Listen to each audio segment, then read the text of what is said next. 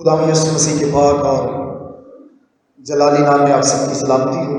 آپ کی میں شکر گزار ہوں محترم جناب پادری گلزار مسیح صاحب کا، مقامی سیشن کا اور ساری چرچ انتظامیہ کا کہ انہوں نے اس سال کنونشن کے موقع پر مجھے یہ اعزاز بخشا تھا کہ میں خدا کے کلام کی خدمت کو یہاں پر آ کر سر انجام دوں۔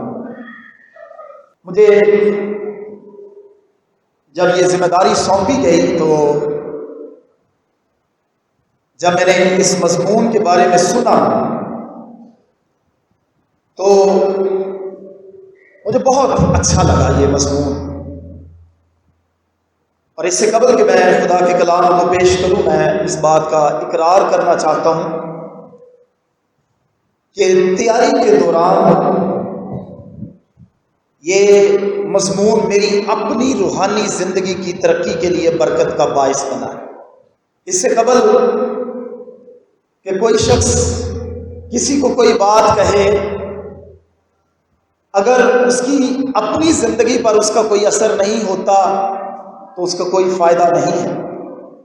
سو میں حلیمی سے اس بات کا اقرار کرنا چاہتا ہوں کہ میں نے خود اپنی زندگی میں محسوس کیا ہے کہ یہ وہ مضمون ہے جس کی ازحد ضرورت ہے، اور کنونشن کمیٹی نے اس مضمون کا انتخاب کر کے گویا کلیسیا پر ایک احسان کیا ہے، سامعین پر احسان کیا ہے تاکہ وہ اس مضمون کے وسیلے سے خدا کے کلام کو سیکھیں۔ سو میں دوبارہ سے پادری صاحب کا سیشن کا بے حد شکر گزار ہوں کہ آپ نے اس مضمون کو چنا اور مجھے دعوت دی تاکہ میں خدا کے کلام کی خدمت کو یہاں پر آ کر سر انجام دوں۔ بہت شکریہ۔ چند سال پہلے کی بات ہے، میں اور میری بیوی بازار سے جرسی لینے کے لیے چلے گئے۔ جب دکان پر پہنچے تو دکاندار نے مختلف قسم کی سویٹریں اور جرسیاں مجھے دکھانا شروع کی۔ میں نے ایک جرسی پکڑی اور میں نے سوچا اس جرسی کو پہنتے ہیں۔ جو ہی میں نے اس جرسی کو پہنا، اب حیران ہوتے ہیں وہ ساری کی ساری جرسی پھٹ گئی اور دھول سی اڑنے لگی۔ میں اس جرسی کی حالت کو دیکھ کر، کیونکہ وہ پھٹ گئی تھی، بڑا شرمندہ ہوا کہ یہ کیا ہو گیا، ابھی تو خریدی بھی نہیں اور یہ جرسی پھٹ گئی ہے۔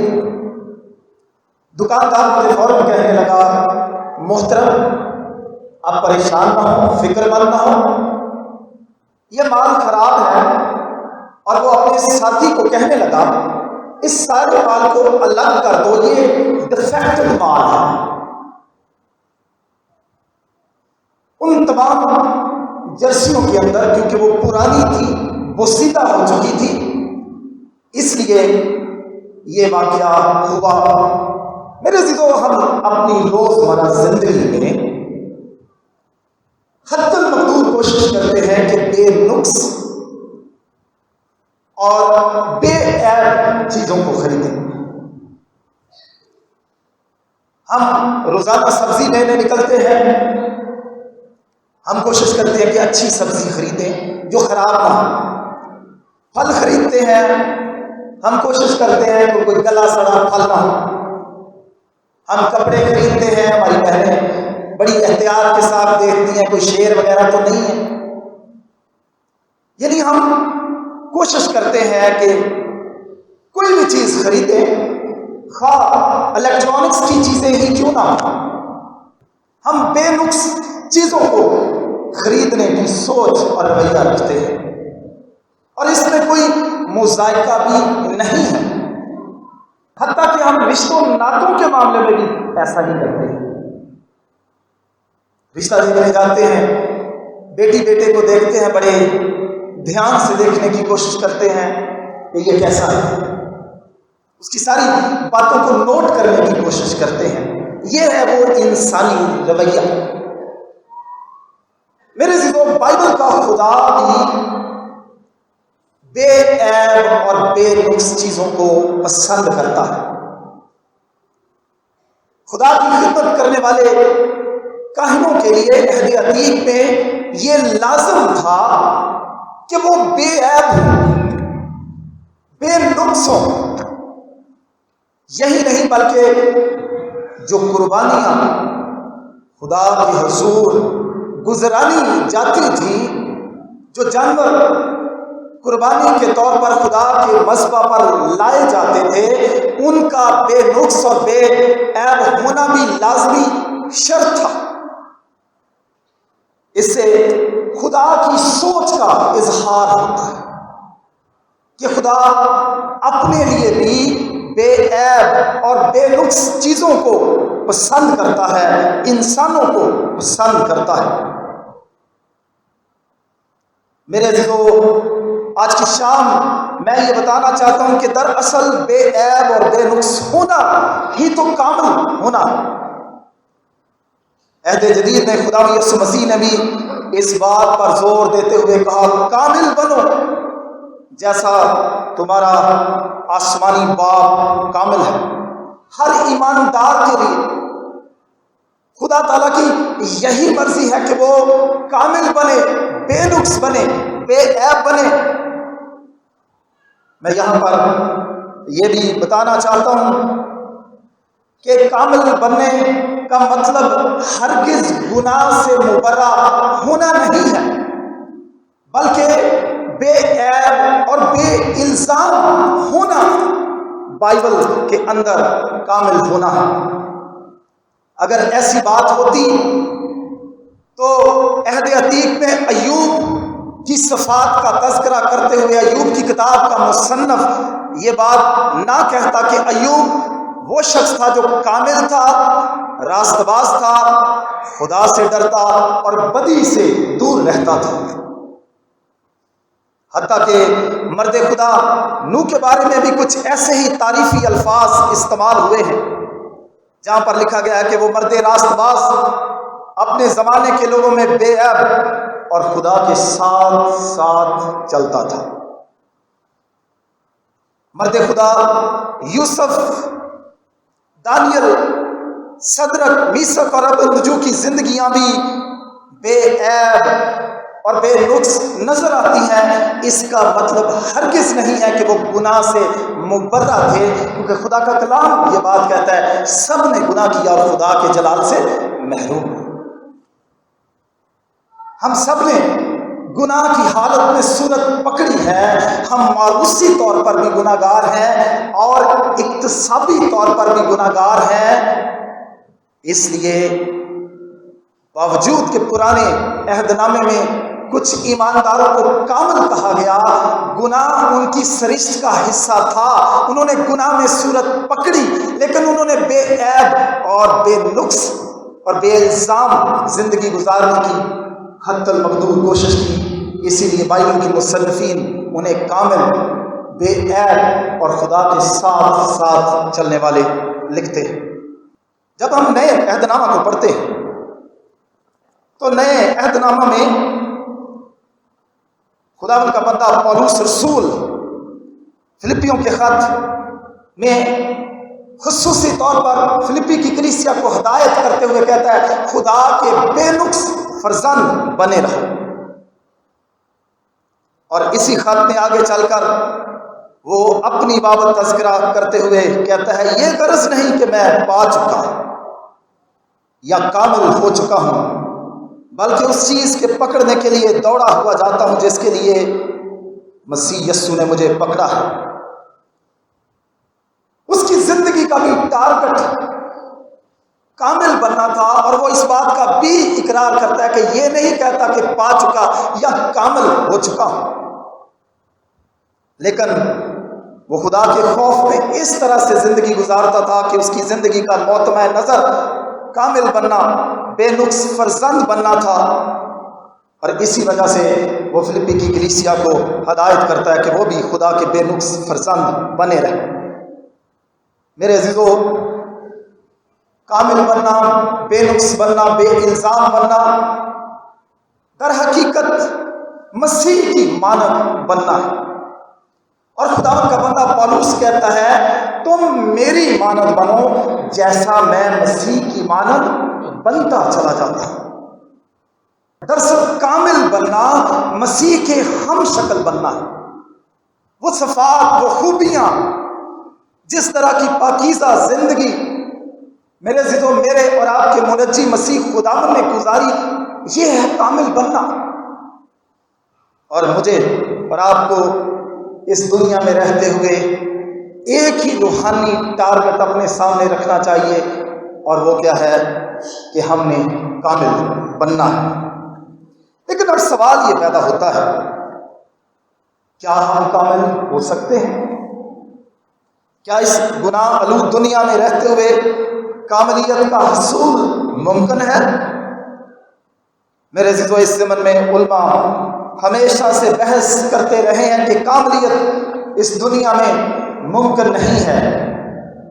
लेकिन मेरे अज़ीज़ों, बतौर ईमानदार हमारी ज़िंदगियों का टारगेट ज़रूर होना चाहिए कि हमने कामिल बनना है। और इससे मुराद मैंने क्या कहा कि हमें बेऐब, बेनुक्स और बे इल्ज़ाम बनना है। कोई हमारी तरफ उंगली ना कर सके, कोई हमारी किरदार कुशी ना कर सके, कोई हम पर बहतान ना लगा सके, कोई हमें किसी कटहरे में खड़ा ना कर सके। यह है कामिल बनना। इसलिए आइए अब हम गौर करें कि कामिलियत का हसूल कैसे मुमकिन है। आज की रात मुझे जो मज़मून सौंपा गया है वो है कामिलियत के ज़राए वसाइल, कि वो कौन से ज़राए और वसाइल हैं जिसके ज़रिए से हम कामिल हो सकते हैं। इस ज़मन में खुदा ने मेरे दिल को उभारा कि मैं मर्द खुदा इब्राहिम की ज़िंदगी को बतौर नमूना एक पैटर्न आपके सामने रखूं कि वो किस तरह से कामिलियत की तरफ बढ़ता है। क्योंकि खुदा ने उससे मुखातब होकर 17वें बाब के अंदर ये बात कही कि तू मेरे हुजूर चल और कामिल है। लिहाजा अगर खुदा ने उसको कामिल होने के लिए बुलाया या उसको बुलाहट दी, कॉल दी, तो बिलाशुबा खुदा ने उसको ये भी बताया होगा कि तुमने कैसे कामिल होना है। वो कौन से वसाइल हैं, वो कौन से ज़राए हैं, वो कौन से मीन्स हैं जो तूने इस्तेमाल करने हैं जिसकी बदौलत तू कामिल होगा। सो आज की रात हम पैदाइश की किताब के 17वें बाब से उन बातों पर गौर करेंगे। मेरे अज़ीज़ों, पहली चीज जो मैं 17वें बाब से आपके सामने रखना चाहता हूं वो ये है कि खुदा खुद इस बाब के अंदर इब्राहिम की तरफ बढ़ता है। अभी उसका नाम इब्राहिम है और उस पर जाहिर होता है और उसे कामिल होने का बुलावा देता है। नोट कीजिए, पहला नुक्ता यह है कि खुदा खुद पहल करता है और वो इब्राहिम की तरफ बढ़ता है और उसे कामिल होने का चैलेंज देता है, बुलावा देता है, मेरे हुजूर चल और कामिल हो। इब्राहिम इस हवाले के अंदर खुदा की तरफ पहले नहीं बढ़ता, बल्कि खुदा इब्राहिम की तरफ बढ़ता है और उसे कामिल होने की तहरीक देता है कि तूने कामिल होना है, मेरे हुजूर चलना है। थोड़ी देर के लिए गौर करें, क्यों खुदा को ये बात याद दिलाना पड़ी। पैदाइश की किताब का मुसन्नफ मर्द खुदा मूसा खुसूसी तौर पर उसकी उम्र का तज़किरा करता है जब इब्राहिम 99 बरस का हुआ। 99 बरस का इब्राहिम हो चुका है। उसको खुदा के साथ चलते हुए तकरीबन 24-25 बरस गुजर चुके हैं। अब तक तो उसे कामिल हो जाना चाहिए था। 24-25 برس کا عرصہ کافی عرصہ ہوتا ہے. ہمارے بچے پیدا ہو کر 24-25 عمر کو جب پہنچتے ہیں ہم ان کے رشتے ناطے کر کے ان کی شادیاں کر دیتے. ہمارے ملک میں تو لوگ 25 سال کی عمر میں گورنمنٹ سیکٹر سے ریٹائرمنٹ لے سکتے ہیں، اور اگر کوئی فوجی ہو تو شاید 18 سال اور اس سے بھی کم عرصے میں وہ ریٹائرمنٹ لے سکتا ہے. بابا جی کو کیا مسئلہ ہے؟ 24-25 سال خدا کے ساتھ چلتے ہوئے ہو گئے ہیں.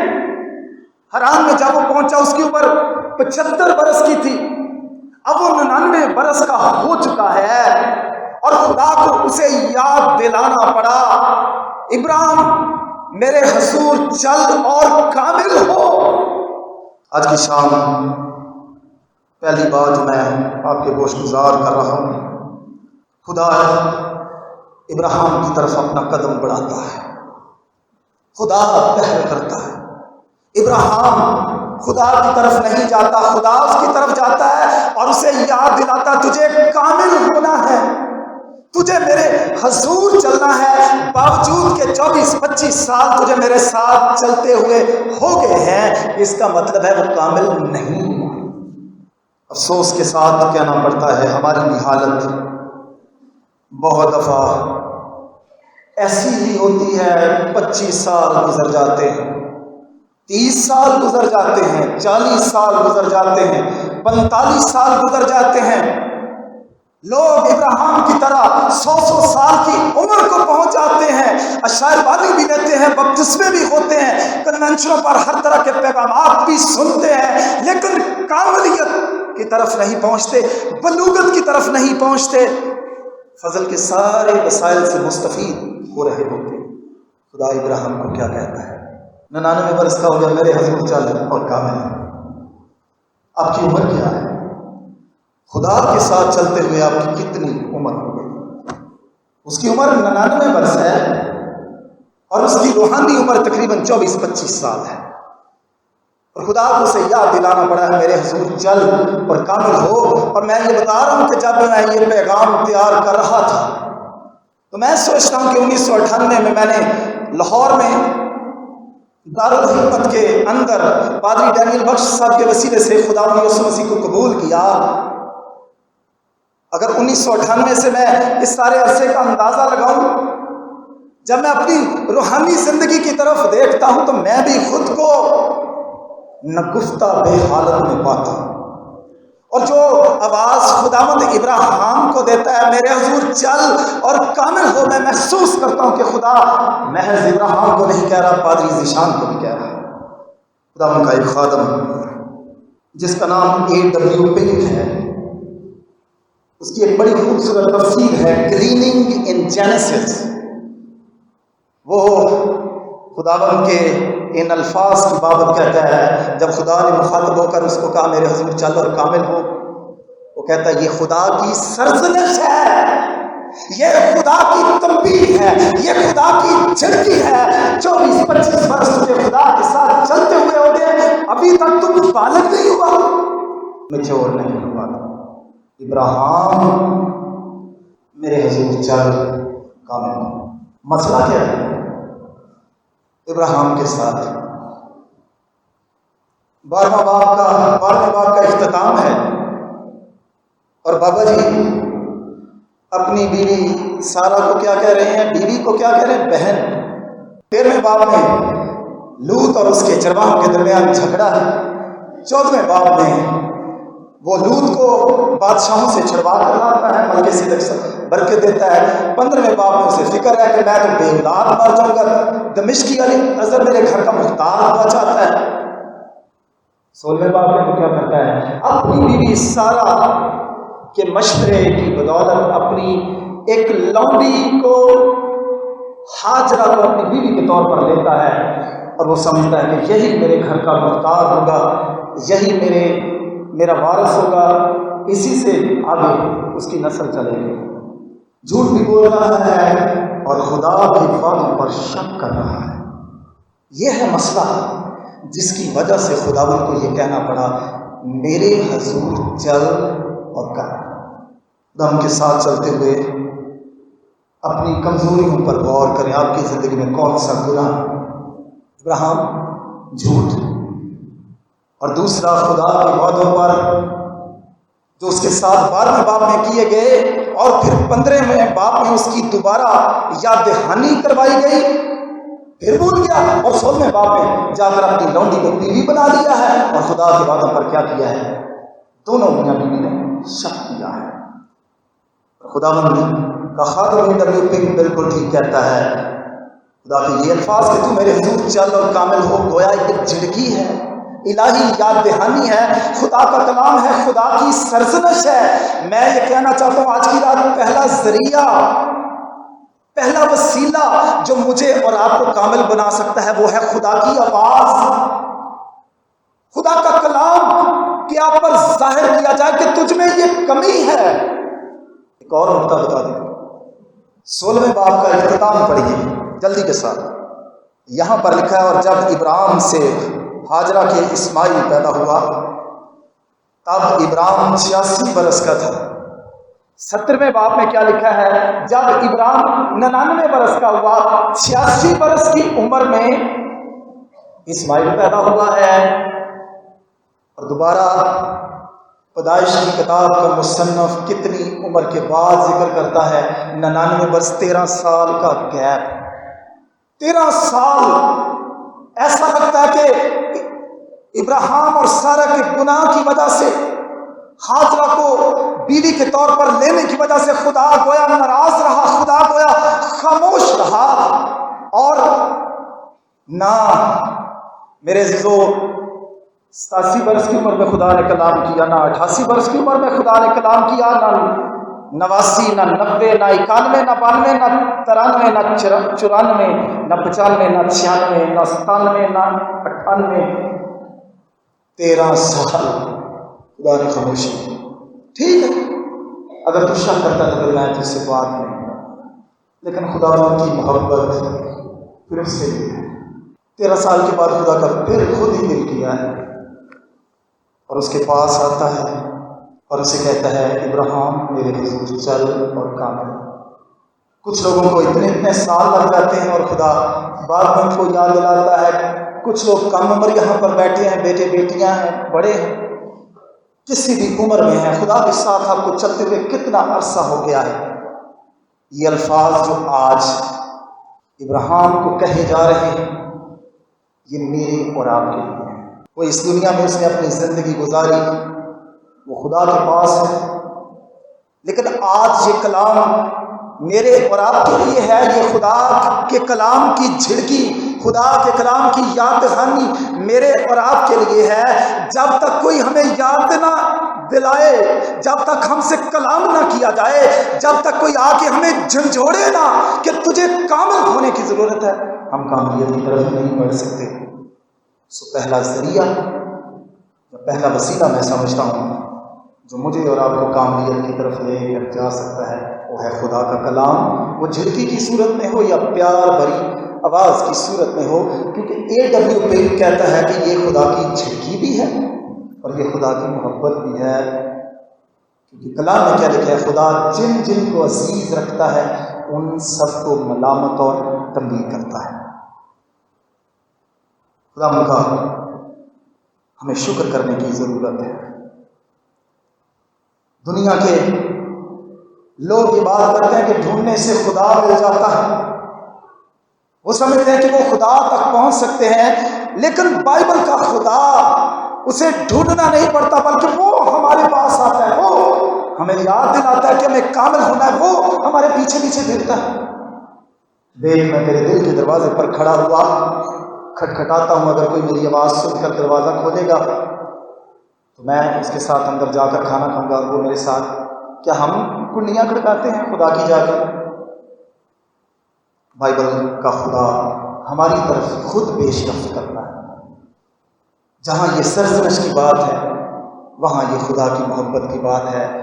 ہمیں اس بات کے لیے خدا کا شکر کرنا ہے. یہ ہے وہ پہلا وسیلہ، یہ ہے وہ پہلا ذریعہ جو مجھے اور آپ کو کامل بناتا ہے، اور خدا نے ابراہیم کے لیے استعمال کیا. گویا خدا کا کلام، خدا کی آواز. کامل اب جب بھی بڑھیں گے بنے تو سب سے معتبر ذریعہ جو ہوگا وہ ہوگا خدا کی آواز، خدا کا کلام۔ وہ کبھی اپنے خادموں کے وسیلہ سے، کبھی وہ اسی طرح سے کنونشن جیسے پروگرامز کے وسیلہ سے میرے عزیزو ایسی راہ ہموار کرتا ہے تاکہ کلام کیا جائے، اور جو کاملیت سے بھٹکے ہوئے لوگ ہیں ان کو کاملیت کی راہ پر لگایا جائے، انہیں یاد دلایا جائے کہ آپ نے کیا ہونا ہے، کامل ہونا ہے۔ دوسرا نقطہ جو میں آپ کے سامنے رکھنا چاہتا ہوں، دوسرا ذریعہ جو اس حوالے کے اندر ابراہیم کو دیا گیا کہ وہ کیسے کامل ہو سکتا ہے، وہ ہے ذات الہی کا عرفان، ذات الہی کا ادراک۔ خداوند اس پر ظاہر کرتا ہے کہ وہ کون ہے۔ اس سے قبل کہ خداوند اسے کہتا کہ تو میرے حضور چل اور کامل ہو، خداوند یہ بھی بتاتا ہے کہ وہ کون ہے۔ میرے سو جب ہم اس حوالے کو پڑھتے ہیں تو پہلی آیت میں کیا لکھا ہے، تب خداوند ابراہیم کو نظر آیا اور اس سے کہا، ابھی اس نے یہ نہیں کہا کہ میں میرے حضور چل اور کامل ہو، خداوند نے اس سے کیا کہا، میں خدائے قادر ہوں۔ دوسرا ذریعہ، دوسرا وسیلہ جو ابراہیم کو کامل بنانے کے لیے دیا گیا وہ ذات الہی کا عرفان و ادراک ہے۔ Self revelation of God was the second mean to make him perfect۔ یہ وہ دوسرا وسیلہ تھا جس کی بدولت وہ کامل ہو سکتا تھا، اس لیے خدا نے اس پر 99 برس کی عمر میں ظاہر ہو کر اس کو بتایا کہ میں کون ہوں، اور وہ کون ہے، میں خدائے قادر ہوں۔ میری اور آپ کی کاملیت کا انحصار اور دار و مدار اس بات پر نہیں ہے کہ میں اور آپ کون ہیں۔ میری اور آپ کی کاملیت کا دار و مدار جو ہے، حصول جو ہے، وہ خدا کی ذات پاک پر ہے، اس کے عرفان پر ہے، اس کے مکاشفہ پر ہے۔ ہم جانے کہ وہ کون ہے بجائے اس کے کہ ہم دیکھتے رہیں کہ ہم کون ہیں۔ میں کمزور ہوں، میں ضعیف ہوں، میں تو بار بار آزمائشوں میں گرتا ہوں، میں نہیں چل سکتا، میں نہیں کام کر سکتا۔ اگر آپ اس بھید کو جان لیں کہ خدا کون ہے، خدا کی ذات کا عرفان، مکاشفہ، بھید آپ پر ظاہر ہو جائے تو آپ کاملیت کی طرف بڑھیں گے۔ اور خداوند ابراہیم کو یہی چیز بتانا چاہتا ہے، اور اس نے کیا کہا، میں خدائے قادر۔ میرا دل چاہا کہ میں خدا کے اس نام کی پراپر ریسرچ کو آپ کے سامنے رکھوں۔ خدا کے کا یہ جو نام ہے، میں خدائے قادر ہوں، 12ویں باب، 13ویں باب، 14ویں باب، 15ویں باب، 16ویں باب میں خدا نے اس نام کے ساتھ قطعاً ابراہیم پر اپنے آپ کو ظاہر نہیں کیا۔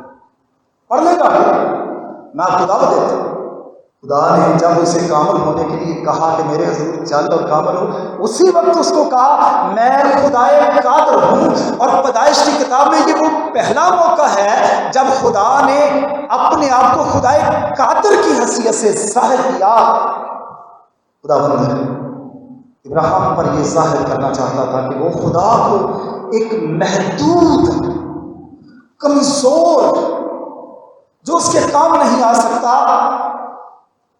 جو اسے کامل نہیں کر سکتا، وہ ایسی سوچ رکھنے والے ایسی سوچ نہ رکھے، ایسے خدا پر ایمان نہ رکھے، بلکہ ایک ایسے خدا پر ایمان رکھے جو اپنی ذات میں مکمل اور قدرت والا ہے، قادر مطلق ہے۔ اور انگریزی میں اس کے لیے استعمال ہوا ہے خدائے قادر کے لیے، جو میننگ اس کا ہے آل سفیشینٹ، آل پاورفل گاڈ، اپنی ذات میں مکمل اور اپنی ذات میں قدرت سے بھرپور، قدرت سے سرشار خدا۔ یہ بھی بتانا چاہتا ہوں کہ خدائے قادر کے لیے عبرانی زبان کا جو نام استعمال ہوا ہے وہ ہے ایل شدائی۔ پیچھے کہیں نہیں استعمال ہوا، ابراہیم پر ظاہر ہو کر خداوند نے اس نام سے اپنے آپ کو اس پر ظاہر کیا۔ میرے عزیزو، اس کے علاوہ خدا نے جب یعقوب پر ظاہر ہوا تو اس پر فدان نے ظاہر ہو کر کہا کہ میں خدائے قادر ہوں، تیرا نام آگے کو یعقوب نہیں بلکہ اسرائیل کہلائے گا۔ 35ویں باب کی نامی ایسے 11ویں آیت تک ان ساری باتوں کا تذکرہ ملتا ہے۔ میں یہ بتانا چاہتا ہوں کہ خدا کے لیے یہ نام شیدائی جو ہے یا لقب جو ہے یہ 48 دفعہ بائبل مقدس میں استعمال ہوا ہے۔ سب سے زیادہ خدائے قادر کا جو تذکرہ ہے یہ ایوب کی کتاب کے مکالہ جات میں، جو مکالمے گفت و شنید ہوتی ہے اس کی اور میرے عزیزو اس کے دوستوں کی اور خدا کے مابین 31 دفعہ ایوب کی کتاب میں خدائے قادر کا نام استعمال ہوا ہے۔ 3 مرتبہ پیدائش کی کتاب اور گنتی کی کتاب میں برکت دینے کے موقع پر، روت کی کتاب میں 2 دفعہ جب نومی واپس آئی تو کیا کہنے لگے؟ سارے کہنے لگے نومی نومی۔ اس نے کہا مجھے نومی نہ کہو، مجھے مارا کہو کہ قادر مصر کی مار مجھے پڑی ہے۔ میرے عزیزو حزقیل کی کتاب میں 2 دفعہ، زیادہ تر جگہوں پر ایل کے بغیر اکیلا ہی شیدائی قرآن عہد نامہ میں استعمال ہوا ہے۔ تاہم حزقیل 10 باب اس کی 5ویں آیت میں اور پیدائش کی کتاب میں یہ ایل شیدائی مکمل حالت میں استعمال ہوا ہے۔ کیا سکھانا چاہتا تھا اس نام سے خدا ابراہیم کو؟ 2 باتیں۔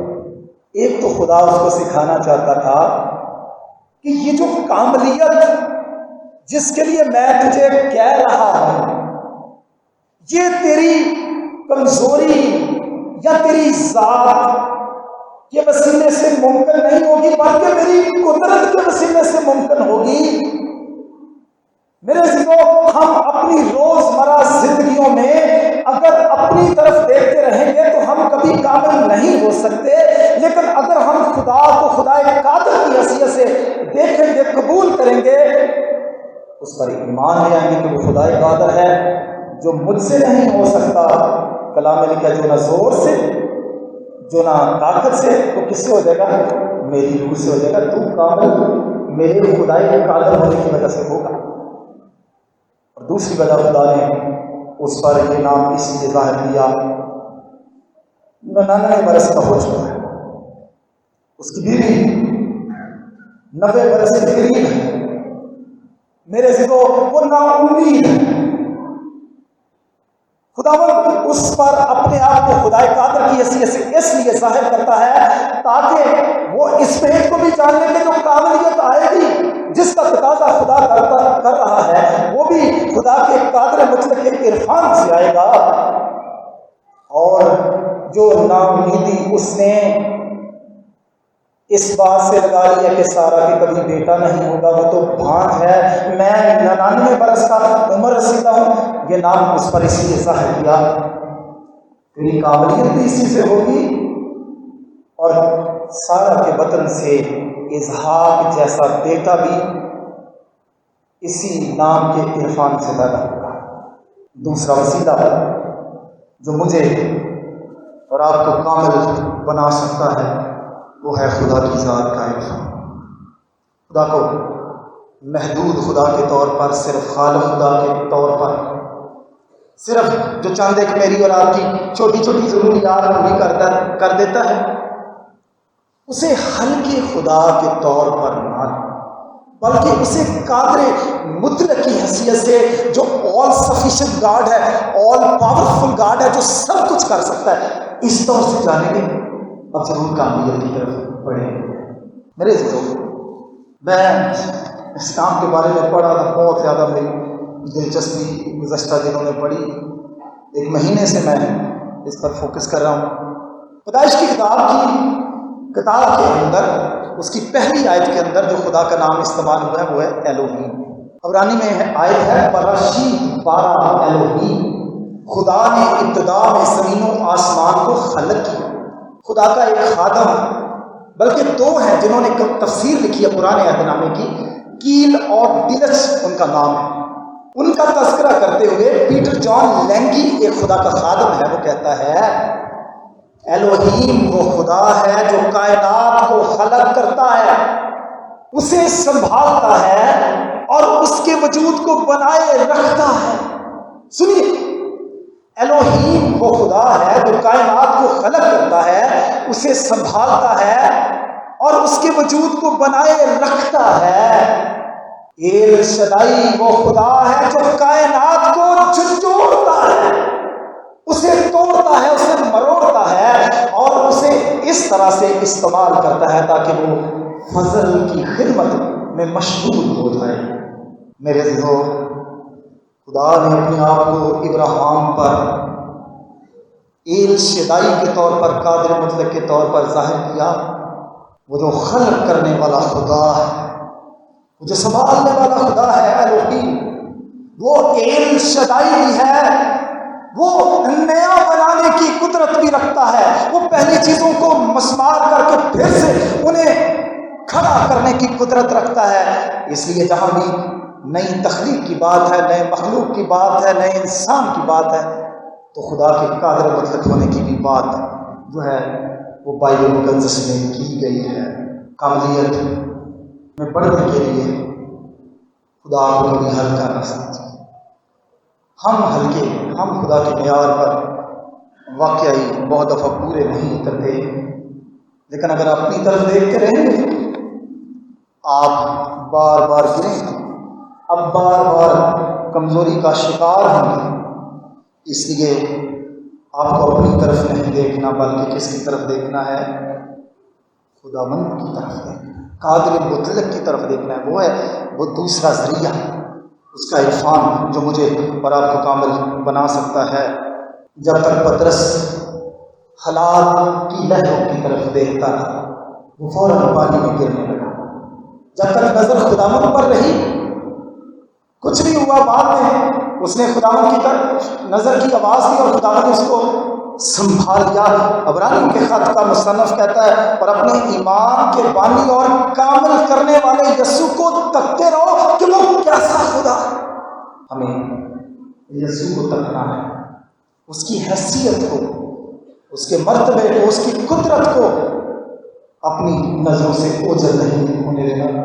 عقیدے میں بار بار کہتے ہیں میں ایمان رکھتا ہوں خدا قادر مطلق ہے، بار بار رسولوں کے عقیدے میں خداوند کے قادر ہونے، اس کی قدرت پر بھروسہ رکھنے پر زور دیا گیا ہے، اور ہمیں بھی اس بات پر اپنی توجہ کرنی ہے۔ اگر ہم اس بھید کو جھانک جائیں گے تو ہم ضرور میرے کو ہم کامیابی کی طرف بڑھ سکتے ہیں۔ تیسری چیز جو ذریعہ خدا نے ابراہیم کو بتایا، وہ کہا میں اپنے اور تیرے درمیان میں عہد باندھوں گا، میں اپنے اور تیرے درمیان عہد باندھوں گا اور تجھے بہت زیادہ بڑھاؤں گا۔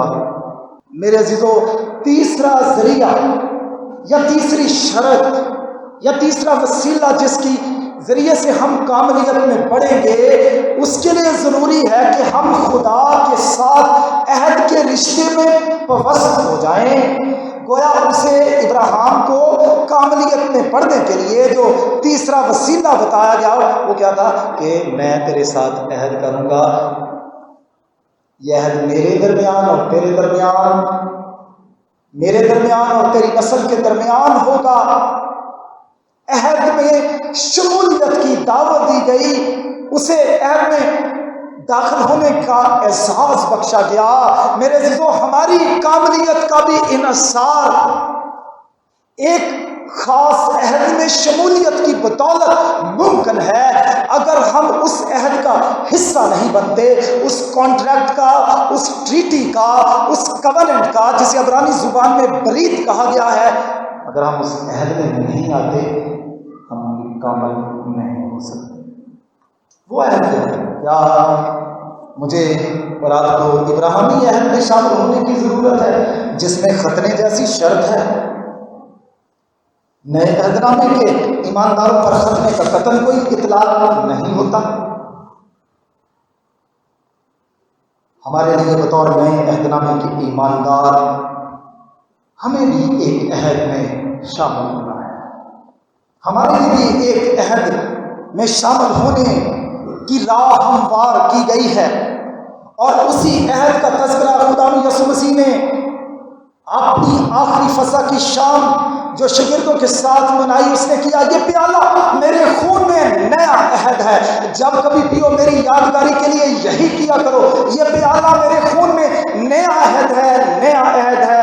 یہ وہ عہد ہے جس کا تذکرہ یرمیہ نے کیا، جس کا تذکرہ حزقیل نے کیا۔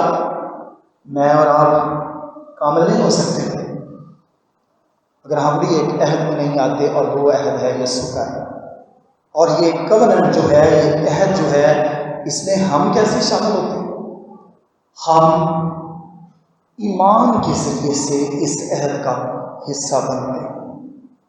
ہمیں شکر گزار ہونا چاہیے۔ باوجود نوح کے ساتھ عہد کیا گیا، آدم اور حوا کے ساتھ زندگی کا عہد کیا گیا، نوح کے ساتھ عہد کیا گیا، ابراہیم کے ساتھ کیا گیا، موسیٰ کے ساتھ، بنی اسرائیل قوم کے ساتھ، داؤد کے ساتھ عہد کیا گیا ہے، اور اسی طرح سے آج کے ایمانداروں کے لیے ایک عہد باندھا گیا ہے، اور وہ عہد یسوع کے خون سے بندھا ہے۔ میری اور آپ کی کاملیت کا انحصار اس عہد کے اندر شامل ہونے سے۔ اور ہم اس عہد میں کیسے شامل ہو سکتے ہیں؟ خداوند یسوع مسیح پر ایمان لانے کی وسیلے سے۔ اگر ہم شامل ہو چکے ہیں، جب ابراہیم شامل ہو گیا تو آگے کیا ترتیب تھی؟ جب تمہارا فرزند نرینہ بیٹا 8 دن کا ہو جائے تو اس کا کیا کیا جائے؟ ختنہ کیا جائے۔ بہن، جب ہم عہد کے رکن بن جاتے ہیں ماں باپ، تو ہم اپنے بچے کو چرچ میں لے کر آتے ہیں اور وہ نیو کووننٹ کا حصہ بنتا ہے۔ جیسے 8 دن کا بچہ پرانے عہد نامے میں اولڈ کووننٹ کا، پرانے عہد میں وہ ختنے کے ذریعے سے حصہ بنتا تھا، بین نئے عہد نامے کے بچے جو ایمانداروں کے بچے ہیں وہ بھی بپتسمے کے ذریعے سے اس عہد کا حصہ بنتے ہیں۔ یاد رہے، ختنہ کی نجات کا ضامن نہیں تھا، بپتسمہ بھی ہماری نجات کا ضامن نہیں ہے۔ وہ چیز کیا ہے جو ہمیں نجات کی ضامن بناتی ہے؟ وہ ہے اگلی بات۔ جب عہد ہے تو عہد کے اندر 2 چیزیں ہوتی تھیں، عہد کی برکات اور عہد کی شرائط۔ برکات نے اس کو کیا کہا؟ میں تجھے برومند کروں گا، میں تجھے بہت برومند کروں گا، قومیں تیری نسل سے ہوں گی، بادشاہ تیری اولاد سے برپا ہوں گے۔ آگے لکھا ہے، میں اپنے اور تیرے درمیان اور تیرے بعد کی نسل کے درمیان ان کی سب مشکوں کے لیے اپنا عہد جو ابدی عہد ہوگا باندھوں گا، تاکہ میں تیرا اور تیرے بعد تیری نسل کا خدا رہوں۔ میں تجھ کو اور تیرے بعد تیری نسل کو کنعان کا تمام ملک جس میں تو پردیسی ہے ایسا دوں گا کہ وہ دائیں ملکیت ہو جائے۔ بہت برآمد کروں گا، تیری نسل پیدا ہوگی، سلاطین تیرے خاندان سے پیدا ہوں گے، ملک کنعان کی برکت دوں گا، اور سب سے بڑی روحانی برکت جو اس حوالے کے اندر ہے، میں تیرا خدا ہوں گا، میں تیری نسل کا خدا ہوں گا۔ لیکن شرائط کیا ہے؟ یہ ہے برکات۔ پھر اس کو کہا برکات میں یہ بھی شامل ہے کہ اسی چیپٹر کے اندر اس کا نام بدلا گیا ہے۔ ابراہیم سے اس کو کیا بنایا؟ ابراہیم بزرگ، اور ابراہیم کا مطلب کیا ہے؟ قوموں کا باپ، فادر آف نیشنز۔ یہ ہے برکات، یہ بھی دوں گا، یہ بھی دوں گا، یہ بھی دوں گا، یہ بھی دوں گا۔ لیکن اس میں شرائط بھی ہیں کہ ہر فرزند نرینہ کا جب وہ 8 روز کا ہو جائے ختنہ کیا جائے، اور یہ قانون دائمی ہوگا، جو کوئی اس عہد کی پاسداری نہ کرے وہ اپنے لوگوں میں سے کاٹ ڈالا جائے۔ اس کے ساتھ ساتھ خدا نے اس کو کیا کہا؟ میرے حضور چل اور کامل عہد میں شامل ہونا۔ یہ تیسری بنیادی ذریعہ ہے۔ جب ہم اس میں شامل ہوتے ہیں تو بلا شبہ ہم پرانے عہد نامے میں ابراہیم کو برکات سے مستفید ہونے کا موقع دیا گیا، اور اس کے ساتھ اس پر شرائط بھی لاگو کی گئی کہ تم نے ختنہ بھی کروانا ہے اور تم نے میرے حضور بھی چلنا ہے۔ بہت دفعہ ہم سمجھتے ہیں جس طرح پرانے عہد نامے کے ایماندار سمجھتے تھے کہ ختنہ ہو گیا، ہم تو عہد کے فرزند ہیں، ابراہیم کی اولاد ہے، ہم خدا کی بادشاہی کے رکن ہیں۔ لیکن نئے عہد نامہ میں مختونیوں کو اور غیر مختونیوں کو خاص طور پر خطوں کے اندر ان کا خصوصی طور پر تذکرہ کیا گیا ہے۔ کلام میں لکھا ہے مختونی وہ جو دل کا محض نشان لگانے کی بات نہیں، محض بچوں پر تھوڑا سا پانی لگ جانے کی بات نہیں، بلکہ پوری زندگی خدا کے تابع کر کے گزارنا، یہ سب سے اہم بات ہے۔ اور خدا نے ختنہ تو ہوا ہی ہونا تھا، خدا نے اس کو کیا کہا، میرے حضور چل اور کام، یہی شرط عہد میں شامل ہونے نہیں ہے کہ بس شامل ہو جائے گیٹ سے اندر آ جائیں خطرے کی ذریعے سے، نہیں، آگے بھی کیا لکھا تھا، میرے حضور چل اور کامل ہو۔ تھوڑی دیر کے لیے میں بتانا چاہتا ہوں 4 طریقے سے ایک ہی بات کو بائبل میں بیان کیا گیا ہے، میرے حضور چل۔ ابراہیم کے بارے میں کیا لکھا ہے، میرے حضور چل، انگریزی میں ہے walk before me and be perfect۔ میرے حضور چلنے کا مطلب یہ ہے میرے سامنے چل۔ ہنوک کے بارے میں لکھا گیا ہے کہ وہ خدا کے ساتھ چلتا تھا، he walked with God۔ ابراہیم کو کیا کہا گا کہ walk before me، میرے حضور چل، یعنی میرے سامنے چل۔ ہنوک خدا کے ساتھ چلتا تھا، نوح خدا کے ساتھ چلتا تھا۔ بنی اسرائیل قوم کو یہ کہا گیا کہ وہ خدا کے پیچھے چلیں، احکامات کی پیروی کریں، یعنی خدا کے پیچھے چلیں۔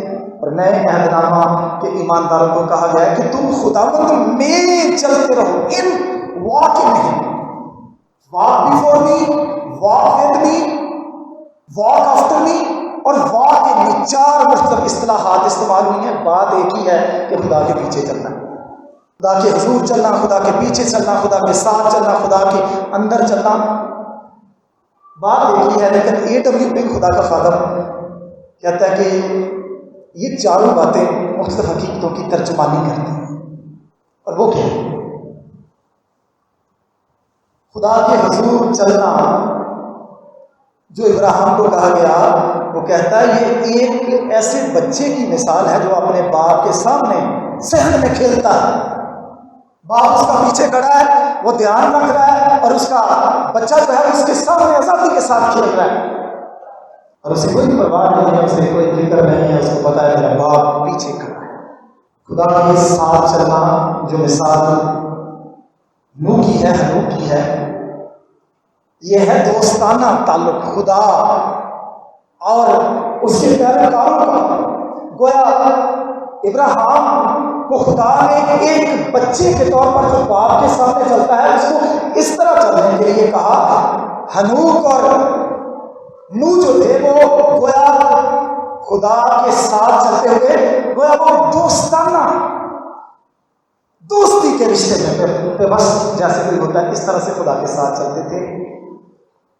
اور بنی اسرائیل کا پیچھے چلنا یا خدا کا ان کو کہنا کہ میری پیروی کرو، یہ نوکر اور مالک کے تعلق کو پیش کرتا ہے۔ مالک ہے وہ آگے چلتا ہے، نوکر پیچھے پیچھے چلتا ہے۔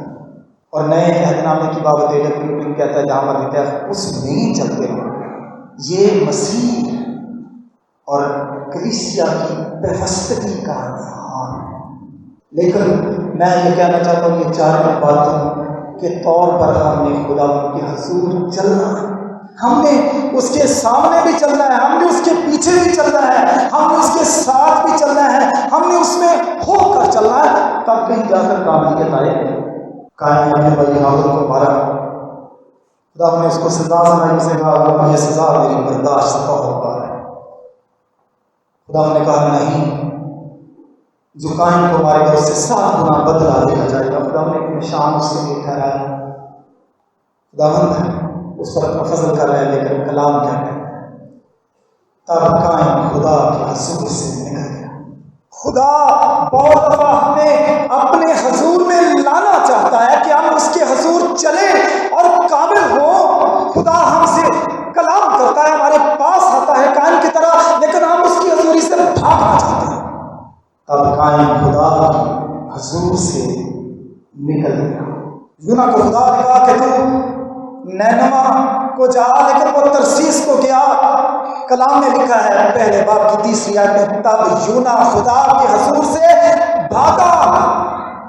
خدا آج بھی ایمانداروں کو کہتا ہے آپ کا نام لے کر جو آپ کا نام ہے، میرے بیٹے، میری بیٹی، میرے بھائیوں، میری بہنوں، میرے بزرگوں، وہ نام نام آپ کو مخاطب کیا ہے، کہتے ہیں میرے حضور چل اور کام۔ میں نے بتایا وہ کامل ہونے کے لیے اس کے پاس آتا ہے، اس کو کہتا ہے بہت عرصہ ہو گیا آپ تو کامل ہو گئے۔